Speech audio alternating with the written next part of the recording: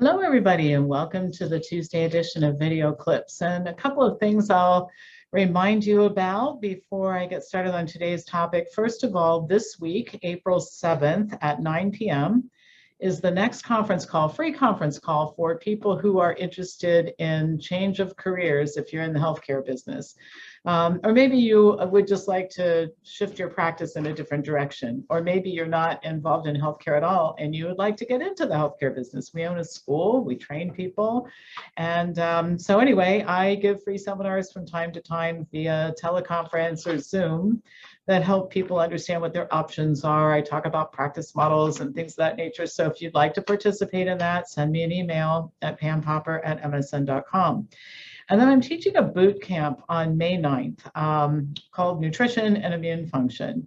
And there will be some other lifestyle factors involved in this as well, but it's going to be 2.5, 3 hours long, done by Zoom.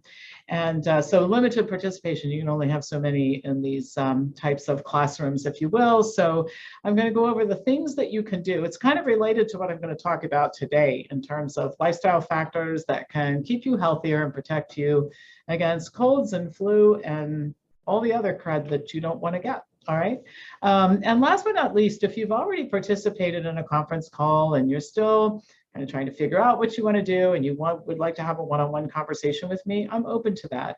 I set aside time every week to talk to people who want to do the right thing in healthcare, want to be helpful, too young to retire, looking at what the next chapter of your life might involve. And you know, we've been in business for 27 years, and I don't think we're going to claim to know everything, but we sure have had a lot of experience with a whole lot of people. And I can share that with you in terms of what the marketplace looks like and what the challenges are and all that sort of thing. So again, email address is pampopper@msn.com.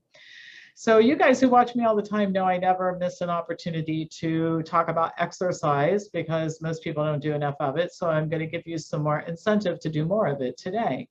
According to a recent study, regular exercise reduces the risk of COVID-19.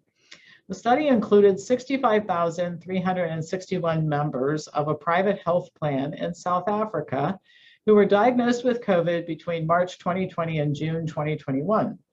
Physical activity was tracked for the 2 years preceding the March 2020 lockdown with smart devices, clocked gym visits, and athletic event participation. And all of this was part of a voluntary lifestyle program that was associated with the insurance company. So low levels of physical activity was defined as 0 to 59 minutes per week, and a little over 20% of the people fell into that category. Moderate activity was defined as 60 to 149 minutes per week, and 34.5% were in that category. And then the highest level was 150 minutes or more, and that was 41.1% of the participants.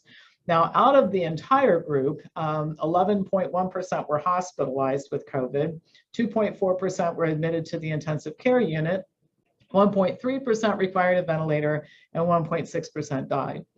So higher levels of physical activity definitely made a difference. When those at the highest end, 150 minutes or more per week, were compared with those at the lowest level, the study showed that there was a 24% lower risk for hospitalization, 41% lower risk for ICU admission, 45% lower risk for requiring ventilation, and 42% lower risk of death. Even the moderate exercise was protective, 13% lower risk for hospitalization, 20% lower risk for ICU, 27% lower risk for ventilation, and 21% lower risk for death. Exercise even was proved to be effective for people with rheumatoid arthritis. That's a cohort that hasn't been talked about very much when you talk about COVID. The study also revealed that men were at higher risk of COVID than women, and other high-risk categories for COVID included people with hypertension, diabetes, and chronic renal disease. That's information I've already talked about and I think is fairly well known. Now, there were some limitations of the study. First of all, there was nothing in the study. The participants were not evaluated for smoking and diet and other risk factors. The participants were part of a private insurance group, and so there could have been some selection bias based on economic status. In other words, does this carry over to the general population, including people who might not have the money to buy into an insurance plan and be part of a lifestyle program? Now, there were some strengths too. The fact that the data was not self-reported is huge, that they actually measured it accurately, because people tend to report inaccurate data when they talk about themselves. And I don't think that they intend to deceive as much as recollection's not so good, or maybe they try to look good in front of the researchers, but the data on self-reported data is really not so great.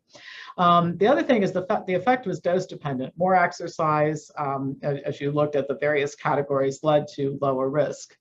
Another strength was that this has been duplicated in other studies. In fact, I was surprised at how many I could find. So one that I saw was in the United States. It included 48,440 adults diagnosed with COVID between January and October of 2020. Categories of exercise included no activity, and then a moderate group like 11 to 149 minutes per week. I mean, 11 minutes per week in my book is no activity, but we'll go with the way that the study was structured, and consistently meeting guidelines. And the guidelines are 150 plus minutes per week if you are a resident of the United States. Activity levels were then linked to risk of hospitalization with COVID, admission to the ICU, and death. Adults who were consistently inactive had a 226% higher likelihood of being hospitalized, 173% more likely to be admitted to ICU, 149% more likely to die as compared to the ones who were the most active. The differences were significant, but this was self-reported data, so you have to take it with a little bit of a grain of salt. Another study in South Korea included over 212,000 adults, and this involved a large cohort that was tested. So the study also showed a dose-dependent effect. More exercise was associated with less hospitalization and death. The study also showed that higher levels of exercise was associated with lower risk of even getting COVID-19. So here's the bottom line. Most people know they should exercise. People don't argue with me on that. It's required for health, and as we age, it's required for independent living.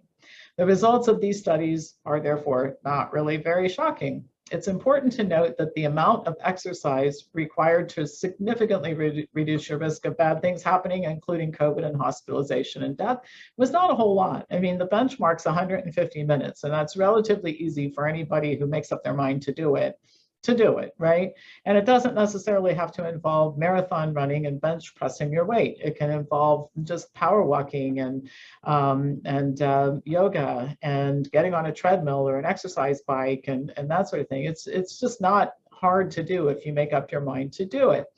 The other thing that I'll point out is exercise can contribute to reducing the risk of or reversing conditions that are associated with higher risk of COVID, like type 2 diabetes and hypertension. So all in all, good information for you to know. The important thing is, I hope it's good information that you intend to act on if you are not as physically active as you should be.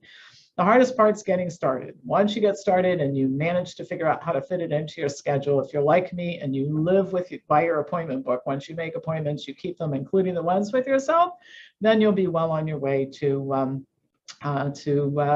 reducing your risk of a lot of things happening that you're not interested in, including COVID-19. All right, that's all for today.